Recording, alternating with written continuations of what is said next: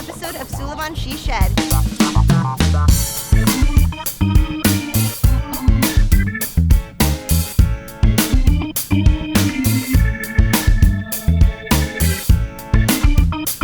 You mentioned you were 8 when you got started. What was that like? What was your first impression? We used to come outside in the rain with our equipment and DJ in the rain just so the people could see us. And we didn't even care if we blew the equipment out. We just wanted to have fun with it. When my mixtapes got popular in '91, that was the gateway of what DJs should be doing now. With how to talk, how to play music, how to, perform for a crowd, how to make it a business. I made it a business. When DJs were getting paid $50, I started getting paid $10,000. I learned that from coming up from a younger age, watching the older dudes do what they do and, mixing it all together and just bringing it to the younger generation. And which bands are you working with now? Because you've worked with just about everyone. I mean, we could name the bands and most people would know right away. Well, I Think band, which is great. It's a killer band.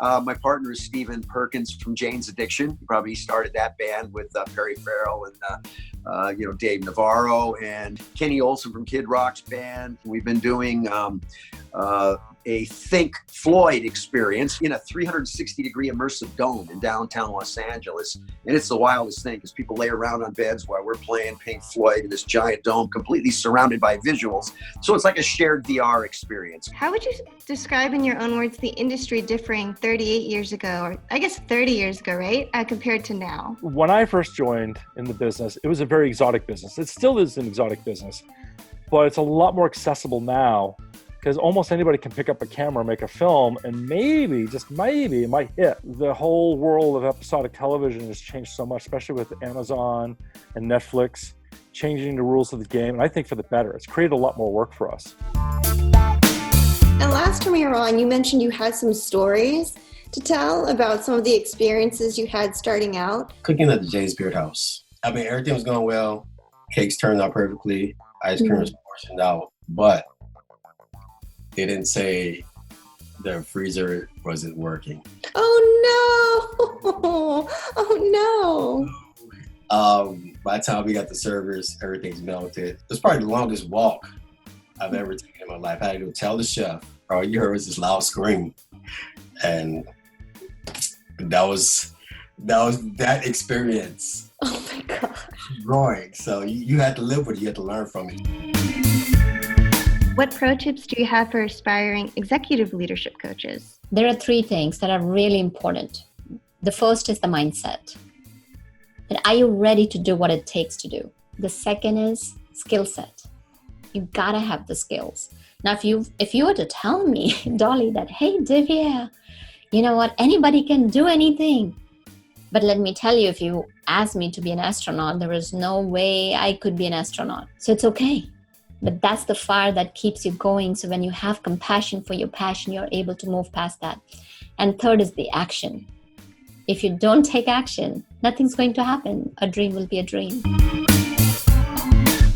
Art glazing work on a corporate scale for eco-friendly glass. What does that compose of if someone's coming in and wanting to learn that specifically like you were mentioning? Well, the art portion of glazing is very small percentage of the industry. The architects are the ones who get to design what the project looks like.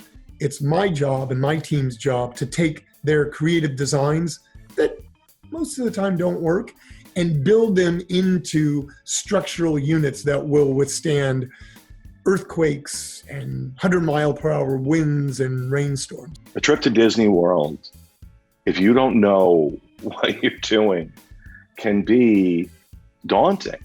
The planning, in order to get the most out of it, it's an expensive vacation. You want to get your value. You want to get your money's worth. Not everybody has the time or the inclination to spend hours every night on the internet planning every aspect of their vacation 9 months from now. So I thought if we created a travel agency with agents who were specialists, agents who were hardcore Disney fans, that knew where every bathroom was in every theme park, and they would help you plan the trip. And it doesn't cost any, a lot of people don't know this, it doesn't cost any extra to go through a travel agent. Travel agents get paid by the travel company, not by the client. Can you tell us what the benefits are of Balance 7? There are tons of data suggesting that if you eat the right diet, which is mainly focused towards fruits and vegetables of alkaline side, that your risk of disease decreases accordingly. Balanced 7 has an extreme high alkalinity, so it helps out to bring your body back to balance. On the subject of, you mentioned like violence towards women and careless language that, we weren't politicizing or anything. But what would you say you're looking for victims of violence to realize and experience that in mind? There is hope for you. There is such a thing as recovery, whatever that looks like based on your past or your current situation. There are people and resources that can help you. It just really takes the first step, and the second step and the third step. So there is hope. You don't have to just be stuck in violent trauma. The benefit of peace of mind is something unimaginable. And it may sound goofy and flower child or whatever to some people, but to paint a picture of how that looks, I used to carry around some anger and resent towards people in my neighborhood, some resent, towards family members.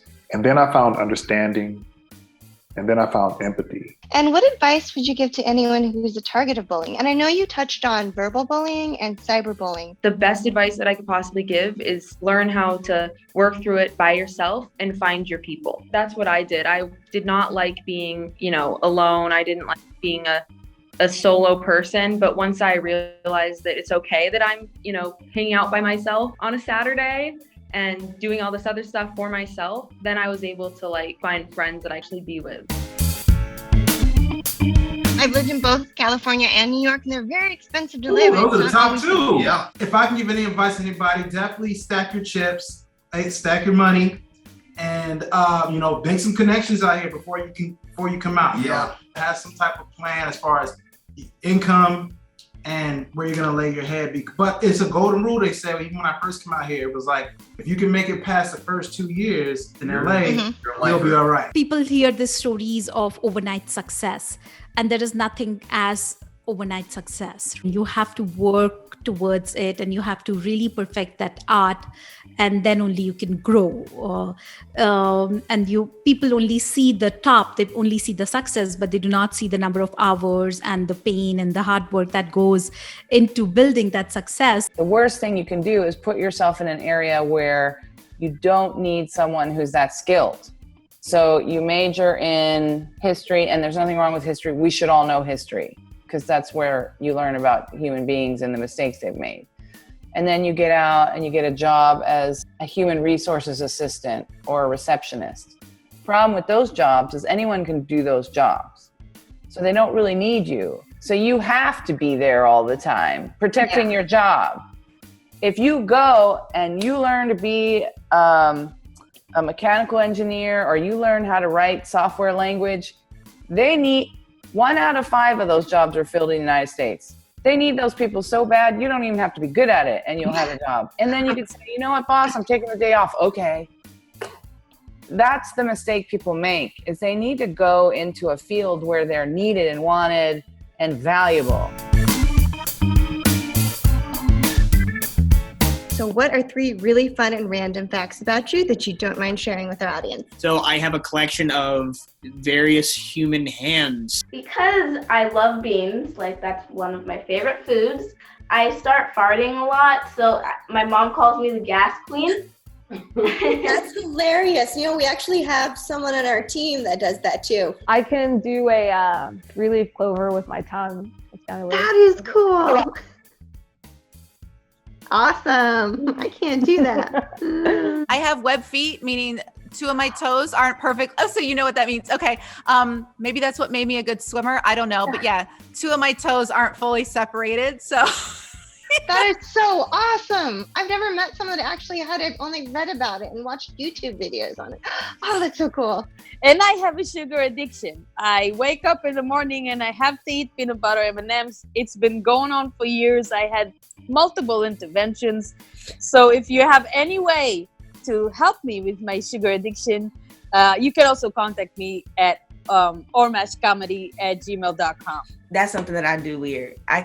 To just be sitting or having a conversation, and I'll go, Oh my gosh. Yes, she does. Why she makes that face? I don't know, and I do don't it know. all the time, and it could be something serious too. And I'm like, and I like to repay that with.